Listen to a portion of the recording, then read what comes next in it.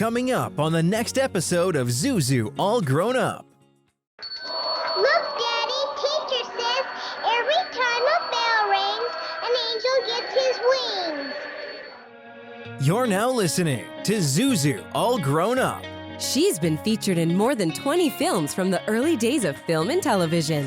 He is a psychotherapist and her loving husband. Together, they are on a mission to brighten your day and your life. It's a time to smile, a time to laugh, a time to expect more. It's time to get inspired with your hosts, Karolyn Grimes and Dr. Chris Brunell. It's time to meet Zuzu, all grown up. Do you believe that life is wonderful in principle, but for some reason just isn't so consistently in practice? Every life will have its ups and downs. But have you ever thought that if there were only more people around you encouraging, uplifting, and even inspiring you, then life would be more fulfilling? If only people like George and Mary Bailey were in your inner circle, then life could truly be wonderful all the time? If so, we've got good news for you, because you can find such people on this podcast and at zuzunetwork.com. This podcast is the vision of Karolyn Grimes, Zuzu, and Dr. Chris Brunell, illustrating how the timeless message of It's a Wonderful Life can be and is applied to our modern lives and situations. Indeed, when you take that message to heart, your life will become immeasurably more wonderful. Visit us at zuzunetwork.com and listen to this podcast series to learn more about how. Now sit back, relax, and get ready to enjoy another episode of Zuzu, All Grown Up.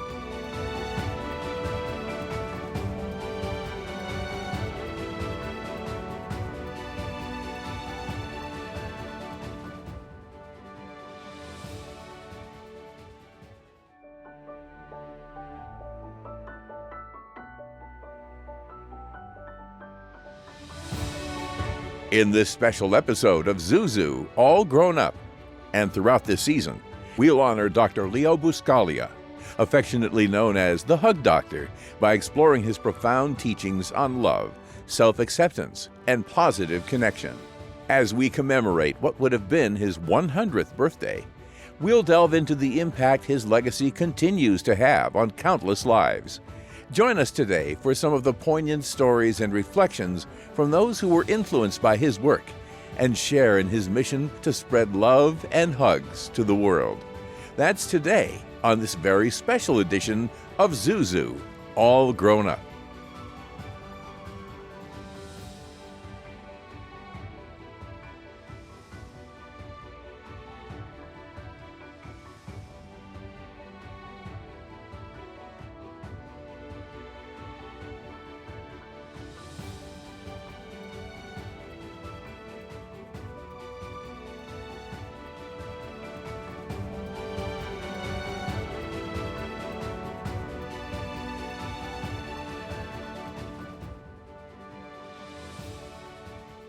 We're going to have on today's show Stephen Short, Dr. Leo's personal assistant, editor, photographer, and friend.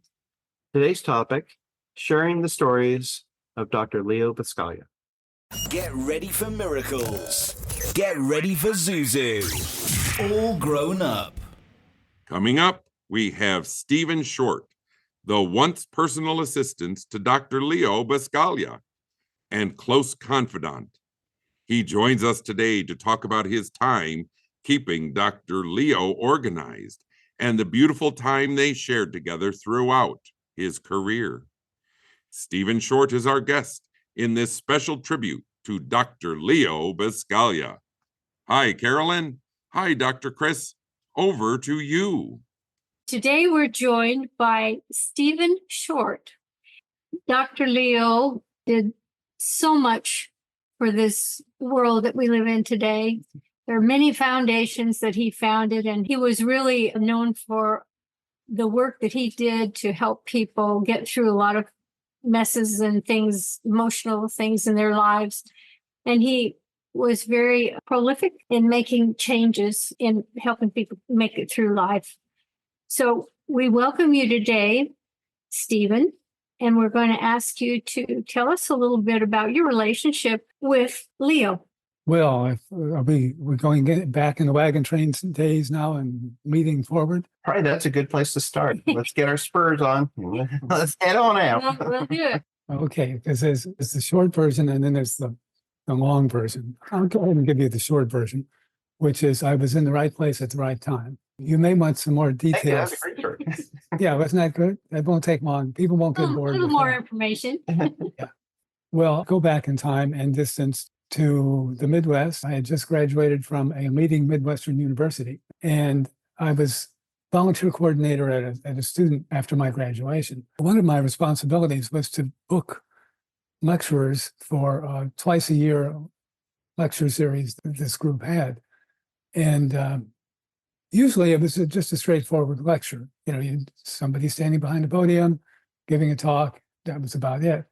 There was this one time when the director came in and he said, I hear there's this professor out in California who's giving one-day workshops on love.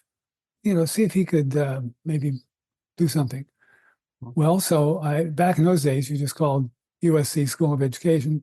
They put you right through to him, and you could talk to Leo.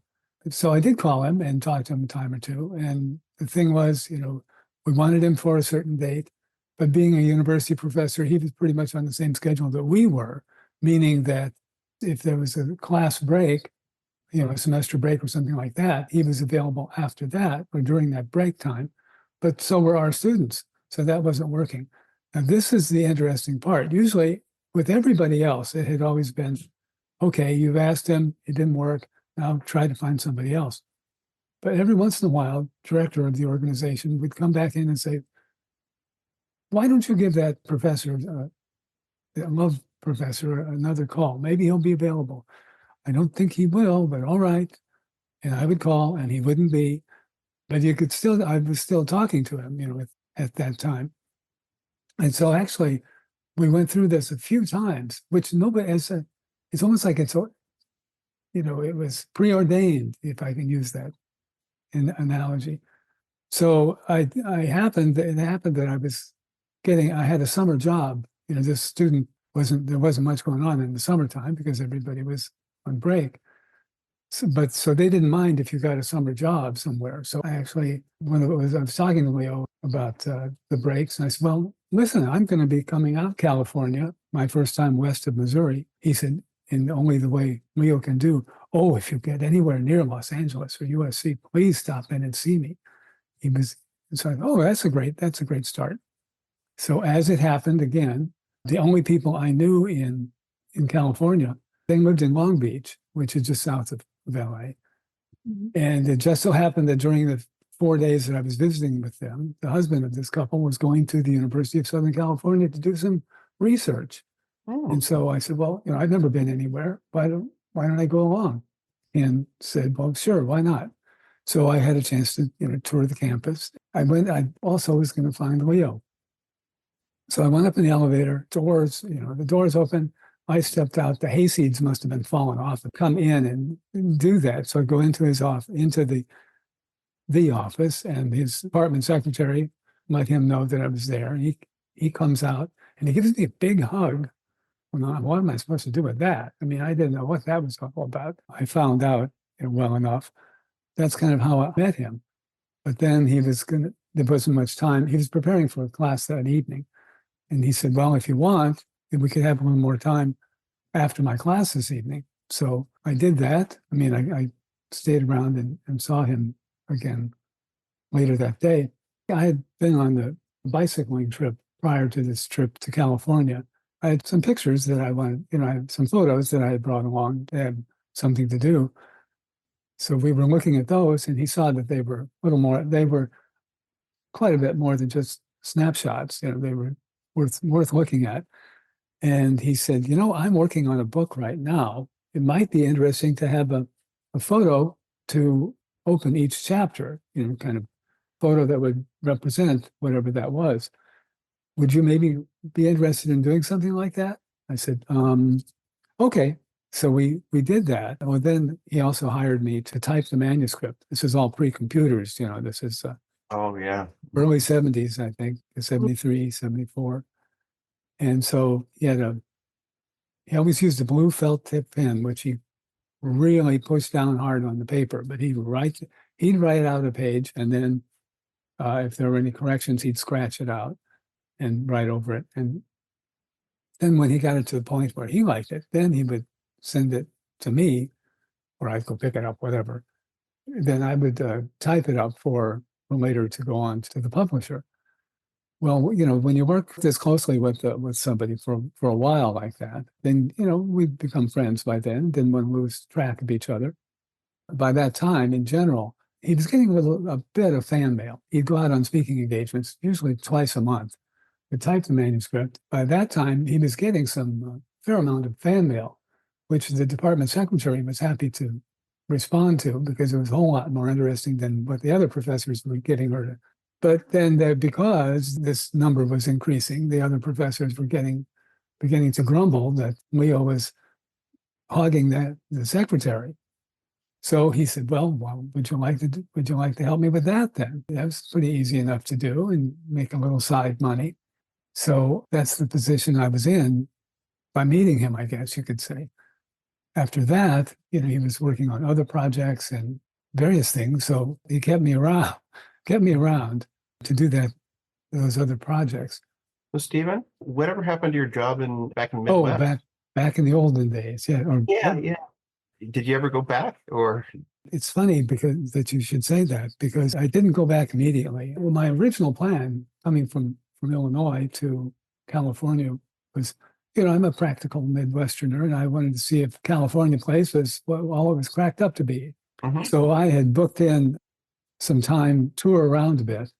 I decided once I got there that I wasn't going to go back. I quit that job. That's right. Glad you cleared that up. But did I ever go back?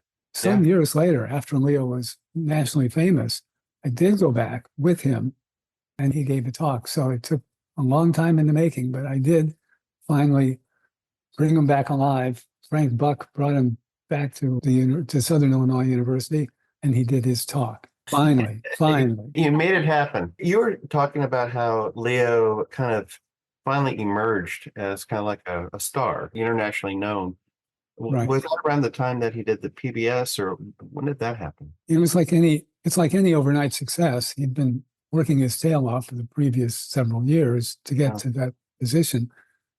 And with that in mind, I used the idea of if you had a little rock and you threw it into a pond, it would make some nice ripples. And so that would be similar to his local use of his lectures on public broadcasting on PBS, so that you get some mail out of that. And then if you throw a bigger rock into that pond, you'll get a bigger wave. Yeah. And that's more when he was on the lecture circuit and PBS. And then he was on the Donahue show.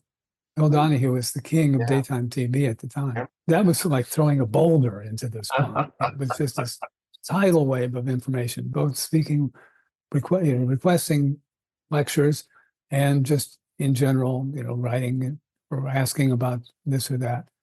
So that gave me the decision that I could either metaphorically stay in the mailroom, or we could hire somebody to do that part, and then I could help coordinate, the lectures and go out with him on certain ones too, because he really attracted a crowd. Yeah. His talks were always just right at an hour, because that's what PBS liked, had to fit into that time slot. Sometimes I would go with him on the lectures, kind of depended. If he was going to, I don't know, Duluth, I might not go. But if he was going to Hawaii, but to skip over to that, he really did. We could always count on the crowd afterwards, after his talk, to be probably just about double what it was in the presentation. So he'd talk for an hour, and then it was usually at least 2 hours of people staying afterwards to get a book signed, or most importantly, to get a hug. Yeah. He was well known for that. Dr. Hug was a name that he had. He didn't, or a nickname that he had. He didn't particularly care for it himself, but he said, he was serious about it, and they didn't know that Dr. Hug made it, didn't go with the seriousness of it. But he also said, if they're going to call me something, it's better than Dr. Death. Dr. Kevorkian was around just about that time. So that name was already taken, I guess. So Leo had to settle for Dr. Love. Yeah. But now, as I said, he'd give his lecture, the people would line up and it was a very easy crowd to deal with because they were all fans of Leo. But they'd wait and wait and wait. That's where I would come in handy for being with him at these things, because there were, certain people that needed extra care, or maybe my favorite was always if a mother with a baby in a stroller was in the line, I'd always make sure that they got up first to be better for everybody. And also, as I said, people, they'd have notes that they wanted to give to him, or they wanted to know how to reach him in order to request a lecture. And that's when he'd point over to me and say, well, see that man over there? Go ask him. He can do that. So that helped keep the line going too. Did you take pictures also for people? No, it's interesting because now everybody takes pictures of everything. Yeah. But people didn't do that so much of these lectures. And those went into the book that I compiled and edited, which was his speeches. And we did open each chapter with a picture of Leo. We didn't make it with Personhood, the first book that I was talking about earlier. There is a photo of him at various points in the lecture, including one, I think, with somebody hugging. So was Personhood the first book that you worked with him on? That I did, yes. And that's the one that I was typing and all that. Yeah. And did you work with him on all of his subsequent books after that? Were you involved in that? Well, pretty much, yeah. There might be one or two that I didn't be involved with, but one that I've Born for Love. Yeah, that's one that you worked with him on too. Well, this one in particular, the reason I wanted to show you, here's the dedication page.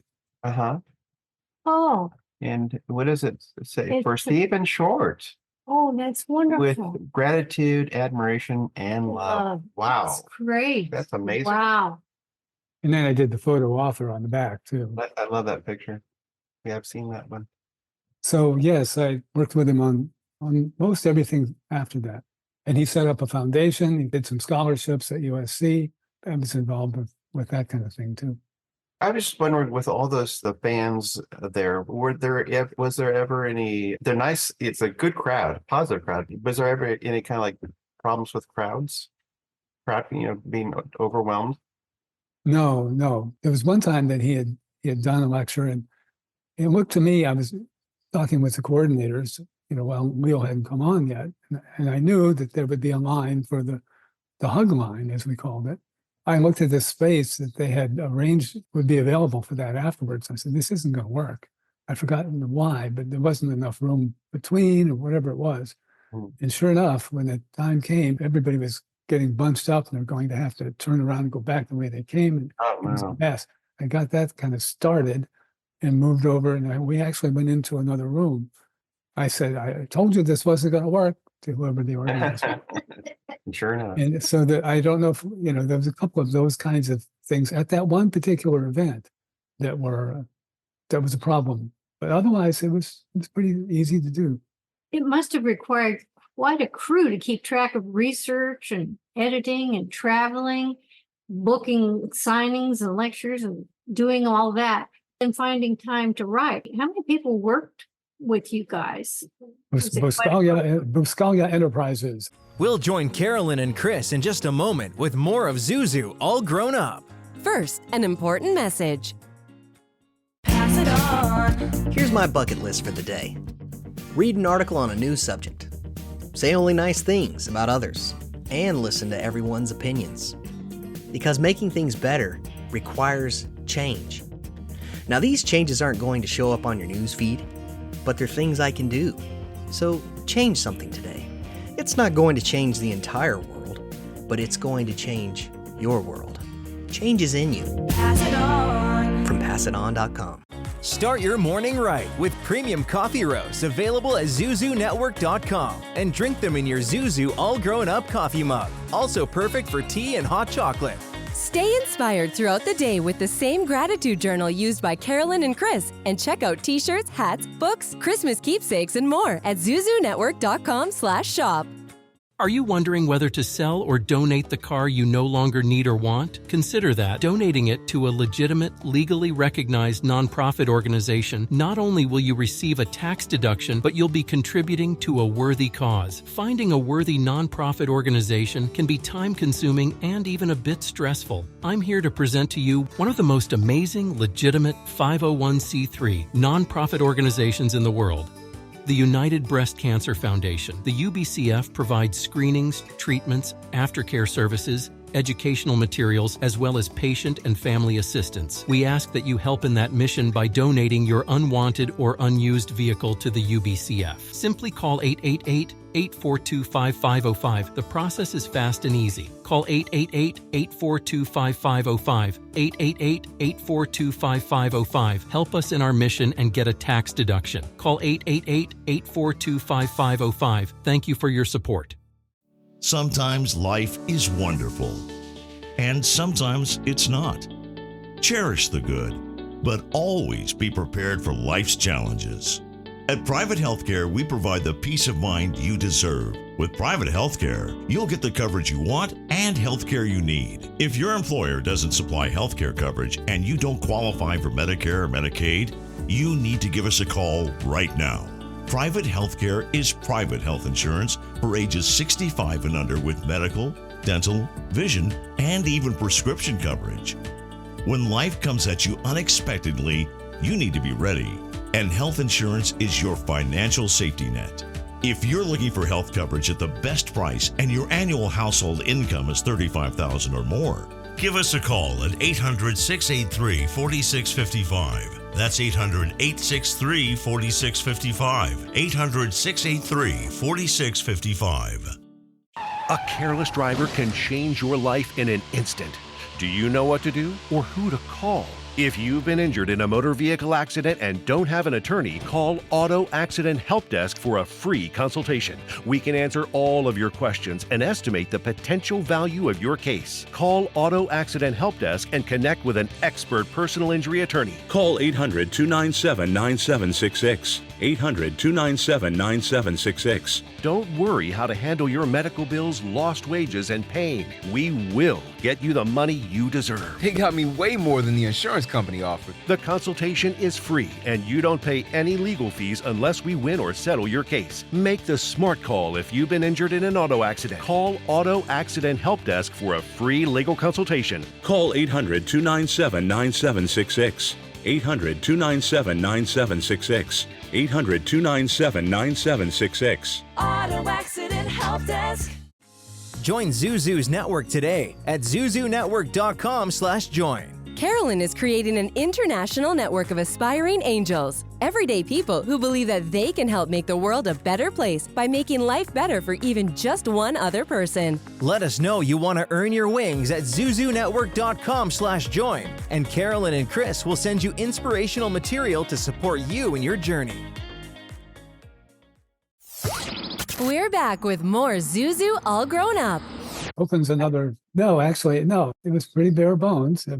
I considered I'd been moved into middle management since there were three of us now. So Leo was the head, and Debbie was the secretary, and I was in the rest of it. I gave myself a title. We didn't have any titles, Leo had Dr. Leo, but well, okay. So if I didn't have a title, I could make one myself.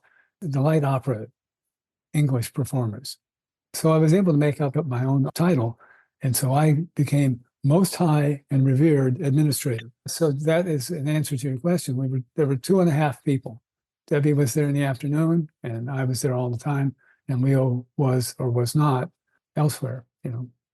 I'm picturing you, just hanging out, after a lecture and just cooling off and having a coffee or something, processing it. Would there be a post event where you de-escalate and process what took place, or was it how did that look? Well, Leo was pretty well, physically exhausted by that time. He'd been on his feet. There was a movement that I did with his hands that, because he'd start getting a cramp in his hand from writing so long. And so there was the only corrections or the only downtime was, say, in the car afterwards. But mostly he didn't want, he had done that. That was over. He didn't want to analyze it. He was just, I'm just wondering how he unwound, or was he always kind of like an active person? well, what did he do in those after the lectures? It was just, he was exhausted. He was spent, but he enjoyed cooking a lot. I mean, he being Italian, and he refers to Mama and her giant plates of spaghetti and all that sort of thing. He did enjoy cooking as a relaxation. What type of photos did you take for that book? The ones that didn't get used. Each chapter, I can't remember now. It has been quarter of a century or more since I did that. They were each of the photos did represent something to do with the topic of that chapter. I think there were only a couple of people pictures, and otherwise they were kind of like design pictures in a sense. Okay. Did you handle his fan mail? I did initially, as I said, but then it got too big, and I had to, or chose to go in another direction, being more middle management rather than in the mailroom. Yeah. Which Debbie was doing anyway. What was your favorite book that he wrote? I was happy with Living, Loving, and Learning, which I mentioned. I compiled and edited that. But the reason I liked that, I think, is because it was a compilation of his lectures, which were so very popular. And it was fun to kind of read them afterwards. Can you share what PBS, how he got involved with PBS and doing his shows there? Sure. As I was mentioning with Pond and the Rocks, when the rocks went into the pond and put some ripples out, that was one of those rocks was being on PBS. Now, how did he get to be on PBS? Well, there was a program coordinator or something of that sort at KVIE, which is the Sacramento, California PBS affiliate. And this Nikki Shearer, this woman was at one of Leo's lectures, and she saw the reaction to the crowd, and the message that he was giving also. So she thought this might work as a talk. Well, you might remember that public television was initially called educational television. That was being considered old-fashioned now. Having a university professor stand at a lectern and give a lecture just wasn't going to hold the listeners. That's not what Leo was doing, Nikki saw this, took it back to KVIE. That's what I just said is what they said. No, we don't want to do this. So she said, well, give it a try. And so then every time when they started analyzing the number of people, if you want more fun programming like this, send us a donation. When they checked that versus anything else, Leo was bringing in more per program than anybody. Pavarotti, Big Bird, not whole series, of course, but individual programs. He was bringing in more money than anybody else. Well, that got their attention. It still was never taken up nationally, but it was more approved of, sanctioned in a sense. So that's how it happened. Just somebody was at the audience, happened to work for a PBS station. They were wise enough to look at this and see what happened.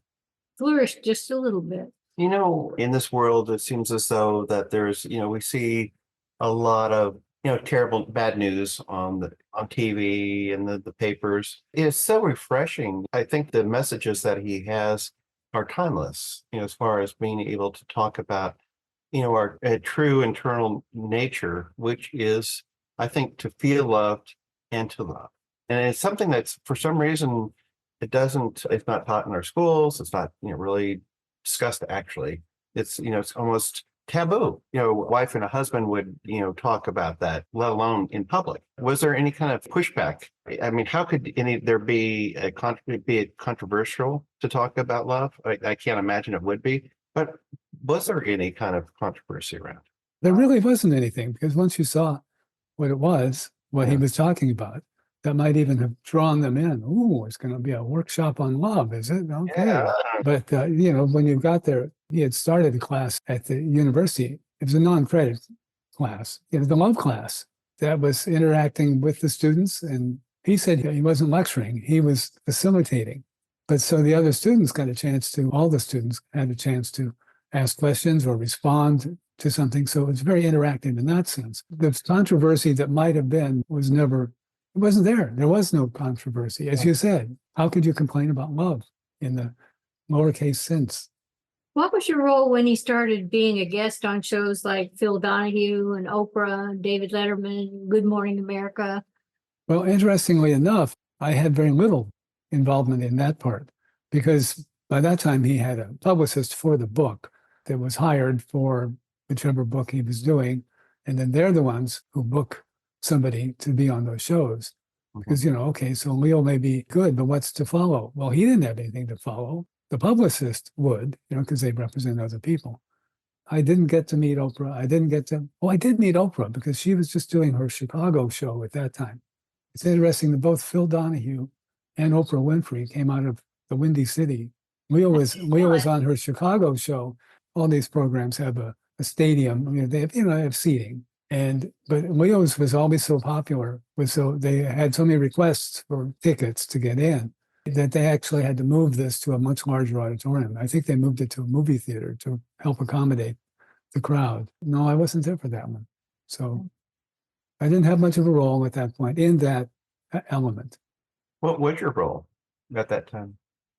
Oh, it was still the same. I mean, I still helped with research. I could do pre-interviews.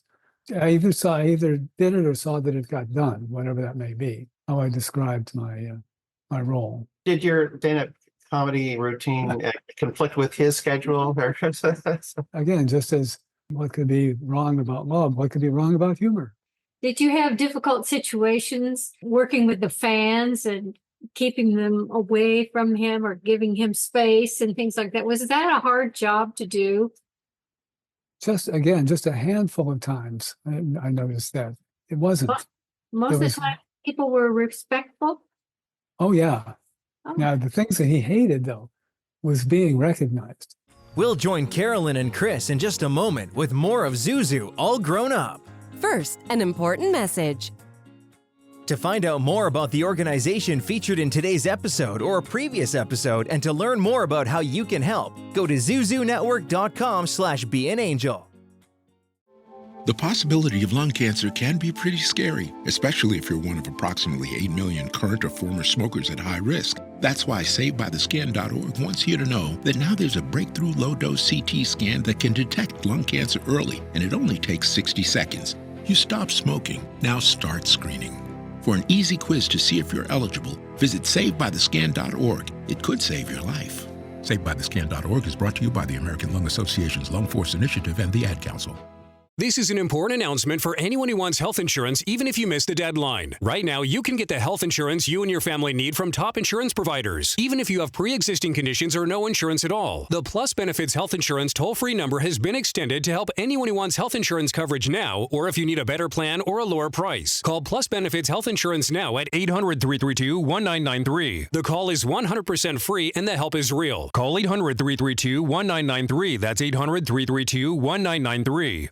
Imagine having all the money you need for retirement, all the income, every month, guaranteed. That's Secure Future Investor, an indexed annuity tied to growth in the stock market, but without any risk of loss ever. It's guaranteed money for life income, no matter how long you live. Call 888-288-7088, 888-288-7088. Sponsored by GP Agency Inc., Raleigh, NC. Licensed in all states. Performance may vary. Consult your financial professional before making an investment decision. 1 out of 8 women in the United States will be diagnosed with breast cancer in her lifetime. And the chances are you know at least one person who's been personally affected. But right now, you can help. It's simple. Donate your unwanted vehicle, RV, or trailer to the United Breast Cancer Foundation. It's the easiest way to contribute to one of the nation's leading charitable organizations. The process is fast, easy, and free. Not only will you be helping, but you'll also receive a tax deduction. The United Breast Cancer Foundation offers an array of programs and services that help and support families and individuals dealing with breast cancer. But we can't do it alone. We need your help. Simply give us a call to get started, and we'll schedule a pickup date that is convenient for you. If you have any questions you would like answered before initiating the donation process, please feel free to call us toll-free at 800-324-6218. That's 800-324-6218. 800-324-6218. Zuzu's book club features recommendations from Zuzu herself on books she loves and thinks you will love also. All of the books that the club reads, fiction and nonfiction, are inspirational and uplifting. Folks, this is a life-enhancing club to be part of. You can sign up for free at zuzunetwork.com/book club. That's zuzunetwork.com/book club. This is Zuzu, all grown up.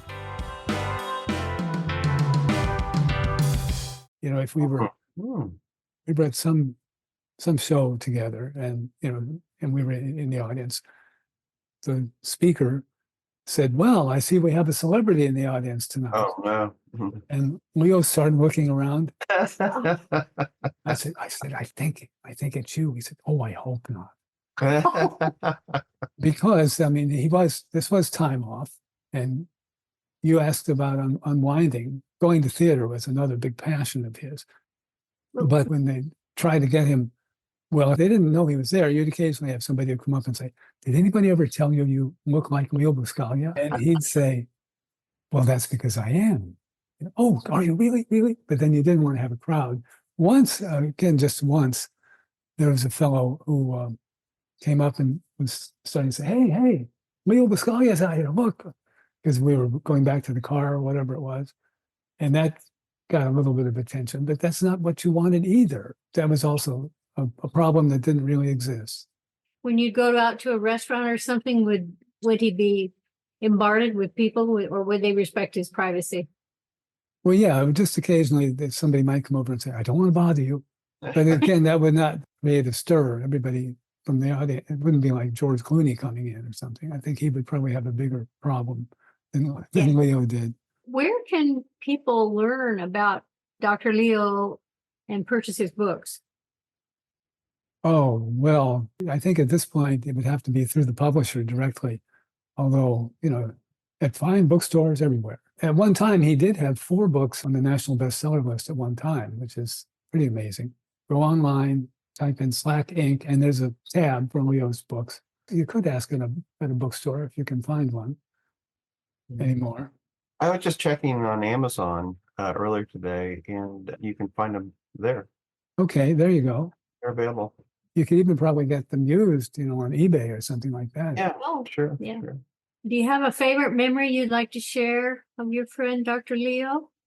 No, I've thought about it. I'd say the memory of food. He really enjoyed food in all its aspects. He liked, if he was in Europe, other people were looking at monuments. He wanted to go to the fresh produce mart. Look how beautifully they've displayed this eggplant. So he enjoyed looking at it. He enjoyed cooking it. He enjoyed consuming it.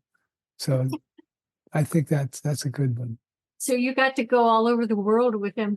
I did. I'm saying in amazement myself when I think about it. This is kind of out in the air a little bit, but did you ever meet the Dalai Lama? We went to a lecture that he had at USC once, but Well, what do you think his message would be today to guide us through challenges in our lives?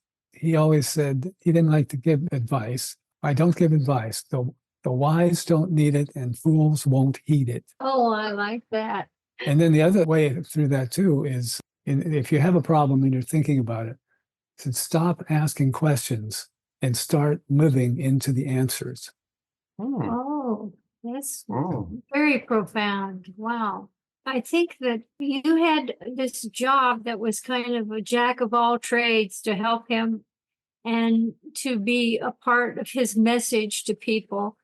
I think that you must treasure that and feel like that you have helped make a difference in people's lives as well as him. I do. I'm surprised, and it's unbelievable if I hadn't experienced it myself. It's something very special. You had a view that nobody else really had. Right. The journey that you had with him. You got to see it firsthand, just as he was seeing things. Had you ever thought of putting a book together or memoirs? Well, soon after he died, I had thought about trying to compile something, and just that didn't happen. Well, this wasn't my role here. As Leo said, nothing that I say to you is anything new. This is all information that has been around for years. That would kind of, mine would have to be more like a biography. But he'd already done lots of, you asked about me, though. I don't think I did. I never really thought of it. I find this to be fascinating and really appreciate you talking about. So you turned over his Dr. Leo collection to the USC, University of Southern California, for their archives. Oh, that's good, interesting to learn. Anybody can, that's all digitized now, and it's all online. So if you wanted to look at background information, I think it's mostly for research. If you look at the digital version, anybody can look at that. We at The Wonderful Life Living are in the process of creating a documentary to celebrate Dr. Leo's living and legacy. What does that mean to you? I'm personally very happy that finally somebody's gotten around to do this. You know, Leo was an internationally respected and loved, dare I say, persona. And to not have something, you know, of this type to preserve is just surprising to me. He died in 1998, and this is the first time that there's been really a serious request for help with the documentary. So I'm happy it's happening. He has so many grants that he's left to so many needy institutions and to help people all over the United States. I just think that that should be known. So we've been interviewing some of those groups who have benefited from his foundations, a number of foundations. I just think it's wonderful. Well, a number of foundations may have benefited, but he didn't start those foundations. He did not? No, he started the Felice Foundation, which was, his middle name is Felice, you know, Leo F. Buscaglia. But that's now been changed. That was called the Felice Foundation. Now it's the Leo Buscaglia Foundation. But he did start that. And he did have scholarship, still has a scholarship at USC for teaching scholarships. That's where he was professor. And so that foundation has made many grants to many types of organizations, but Leo didn't start them. Okay. The main component to those things is, as to the gifts, is that people need to have already started a program of some sort. You know, we have people who come in and say, you know, if you give us a big bag of money, we'll go and do really good things with it. We'll report back to you. Why don't you go do some good things now and then come back to us when you need to expand or do something like that? So that was the thing. You had to have a proven, active program, and then you could apply and get various types of grants for various projects. Oftentimes, it was to get people to increase the use of volunteers, sort of come back. If you had a program where volunteers were used and then those people got out of that program somehow, whatever that may be, then they could come back, sort of paying it forward, as it were. You are doing good things, you need to expand, and some funding to help you do that. It really has been a pleasure to spend some time with you and learn more about you and your relationship with Leo. He'd been very instrumental in my youth. He had opened my eyes to seeing things in a much different way than how I was raised. And I've read all of his books. It has contributed to my path as becoming a psychologist and working with people who are lacking a lot of self-love and need to find some healing and comfort in this world. And so, you know, he sparked my imagination, and I know countless other people. So I am very honored to have met you and seen the man behind the scenes. Hey, that's true. That's true. Well, thank you again for joining us. And I just can't tell you how happy we are that you shared your story with us today. Well, you've been easy to talk to, so thank you. Okay. Thank you. Bye-bye. Bye-bye. Stephen, it's been a very special time with you today. Thank you. Thank you so much for your time. I am sure I speak for everyone listening when I say we are all truly enjoyed it and feel all the more closer to Dr. Leo at the same time. Do you know someone who is earning their wings? Someone practicing kindness and service to others?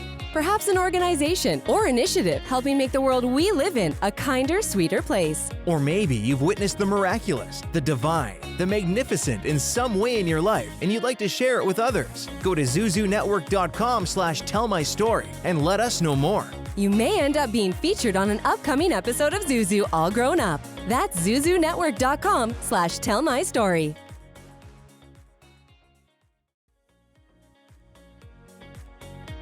Thank you for listening to another episode of Zuzu All Grown Up.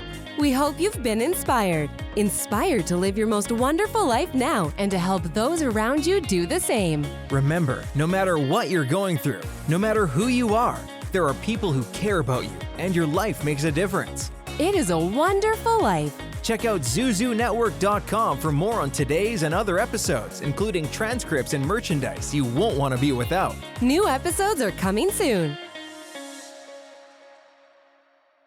For transcripts of today's broadcast, go to ZuzuNetwork.com/transcripts. Zuzu All Grown Up with your hosts Karolyn Grimes and Dr. Chris Brunell. Announcer and guide Seth Kennedy. Executive producer Kevin R. Stillmock. Coordinating producer Holly Ann Way. Technical producer Stella Joelle. A Wonderful Land production. In collaboration with Radio Wonderful.